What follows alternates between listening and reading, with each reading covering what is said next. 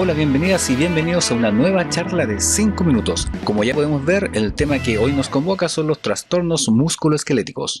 Y les quiero contar que el contenido de esta charla está desarrollado por verdaderos expertos como lo son CETKIN, Centro de Rehabilitación Kinesiológica y Salud Integral ubicado en La Serena. Son nuestros nuevos partners en esta charla de 5 minutos. Y hoy hablaremos puntualmente de dos lesiones musculoesqueléticas que son las lumbares y las lesiones a nivel de los hombros. Además, aprenderás cómo es que la columna tiene conexión directa con este tipo de lesiones y qué debes hacer para evitarlas. Sin más preámbulos, vamos a terreno. El trastorno musculoesquelético es una lesión originada por trauma acumulado y se desarrolla gradualmente como resultado de repetidos esfuerzos o un esfuerzo puntual que sobrepasa la resistencia fisiológica de los tejidos que componen el sistema musculoesquelético.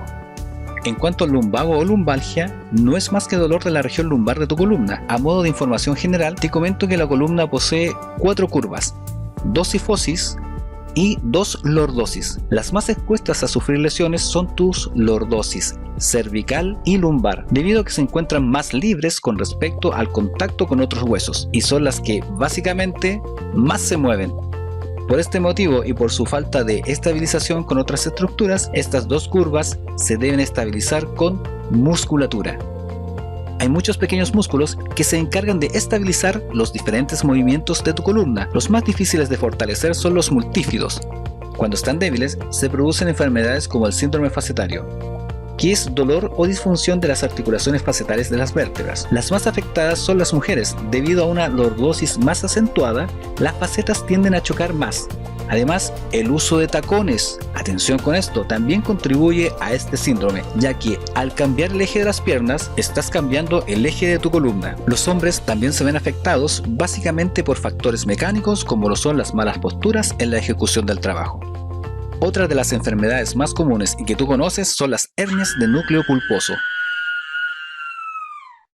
Esto es una ruptura en las fibras del disco intervertebral al verse comprimido por malas posturas, malos movimientos y sobreesfuerzos, deja salir el núcleo pulposo que es como un gel que nos ayuda a distribuir las cargas en la columna. Por otra parte tenemos el hombro, que es la articulación más móvil de tu cuerpo con 360 grados de movimiento. Está formado por la cabeza humeral, la escápula, que aporta el acromion, y por último la cavidad glenoidea.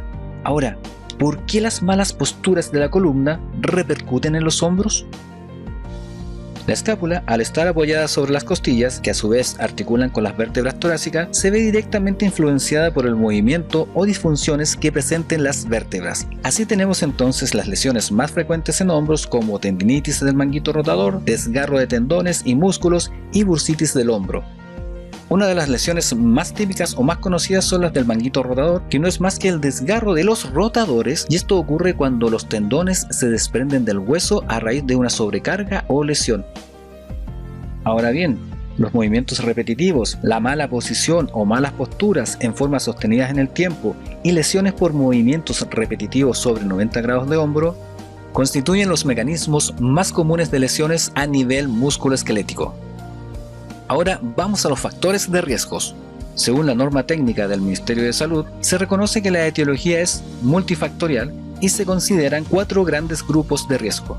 Los factores individuales, que tienen relación con la capacidad funcional del trabajador, hábitos, entre otros.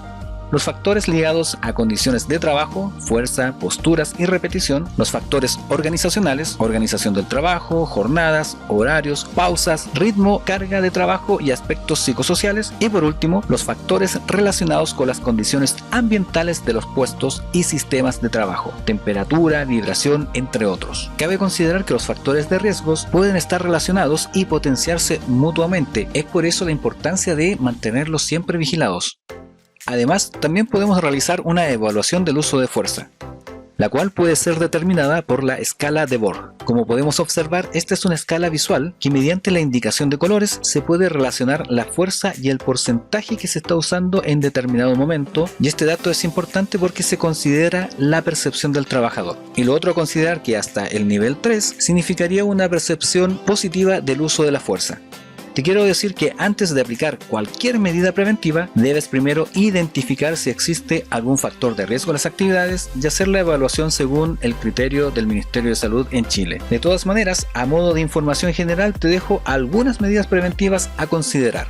Identificar y eliminar o minimizar los factores de riesgo. No levantar cargas superiores a los 25 kilogramos. Asistirse con medios mecanizados cuando la carga exceda el peso permitido. Establecer una rotación de tareas, programar descansos y micropausas, rediseñar puestos de trabajos. En el aspecto ergonómico, súper importante, reorganizar el tiempo de trabajo si es necesario, aplicar técnicas de levante y arrastre de carga, ventilar de forma adecuada y suficiente. Y algo que no aparece aquí, pero también es muy importante, capacitar a cada uno de tus trabajadores y trabajadoras. Y ya para ir cerrando, nos quedamos con la recomendación de Zetkin, Centro de Rehabilitación Kinesiológica y Salud Integral. Sea cual sea la lesión que se quiera prevenir, siempre hay que fortalecer la musculatura estabilizadora de las articulaciones a proteger y la musculatura estabilizadora de la columna, ya que es la base y centro de control de todos los movimientos. Bueno, amigas y amigos, gracias por habernos acompañado hasta el final. Como siempre, esperamos que el contenido sea provechoso en sus actividades. Compartan la información con sus trabajadores, sus familias o con sus amigos. La seguridad, un tema universal. Los peligros están en todos lados. Charla de 5 minutos llegó para tratarlos.